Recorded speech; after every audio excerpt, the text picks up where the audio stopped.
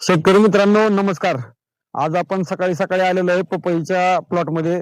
बघू शकता इथं आपण 1 महिन्यापूर्वी पपई लागवड केलेली आहे.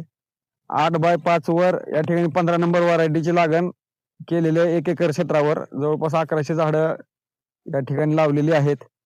1 महिना झालाय लागवड करून. बघू शकता कशा पद्धतीची कंडिशन या ठिकाणी आपल्या झाडाची आहे.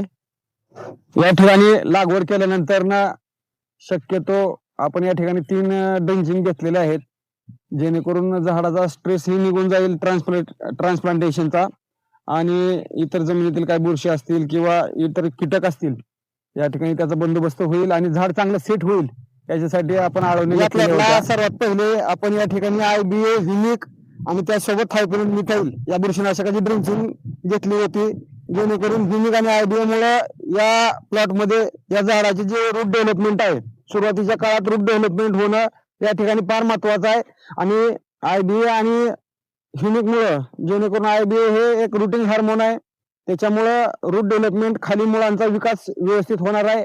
आणि मुळांचा विकास एक वेळेस व्यवस्थित झाला की झाड चांगल्या पद्धतीचं या ठिकाणी वाढ होणार आहे आणि सेट होणार आहे.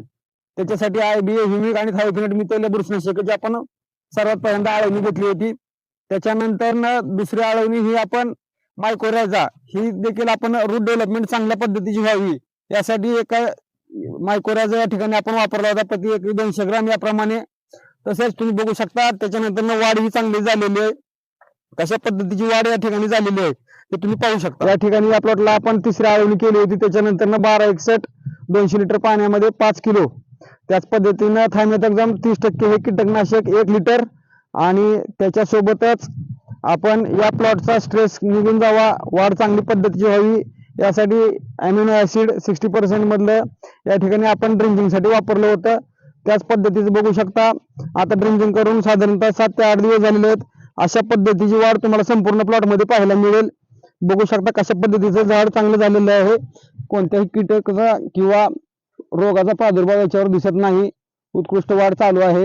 लागवड केल्यानंतर आपण या सुरुवातीला या प्लॉटला एक स्प्रे घेतला होता, जेणेकरून लागवडीचा जो स्ट्रेस आलेला असेल या झाडावरती तोही जावा आणि जे बुरशीजन्य रोग येणार आहेत त्याचाही प्रतिबंध व्हावा याच्यासाठी, आणि इतर कीटकाच्या बंदोबस्तासाठी या ठिकाणी आपण इमिडा अर्धा मिली प्रति लिटर पाण्यासाठी, तसेच त्याच्यासोबतच प्रोपिनेब नावाचं बुरशीनाशक या ठिकाणी 2 ग्रॅम प्रति लिटर पाण्यासाठी, आणि सिलिकॉन 2 ग्रॅम प्रति लिटर पाण्यासाठी या पद्धतीने आपण वापरलं होतं, जेणेकरून त्याचा ट्रान्सप्लांटिंगचा स्ट्रेस जो आलेला आहे झाडाचा निघून जाईल आणि झाड चांगलं सेट होईल याच्यासाठी हा स्प्रे घेतला होता.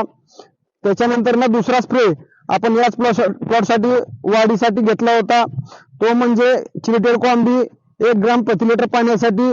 आणि या ठिकाणी दुसरं तुम्हाला कोणत्याही तुमच्या आवश्यकतेनुसार टॉनिक घेऊ शकता, जेणेकरून अॅमिनो बेस्ड टॉनिक असतील किंवा झाईम असतील त्या ठिकाणी तुम्ही वापरू शकता. प्रति लिटर पाण्यासाठी 2 ml, आणि त्याच्यासोबतच पांढऱ्या माशीचा अटकाव असेल किंवा त्याच्यासाठी एस्टामाप्रिड अर्धा ग्राम प्रति लिटर पाण्यासाठी या ठिकाणी आपण वापरलं होतं.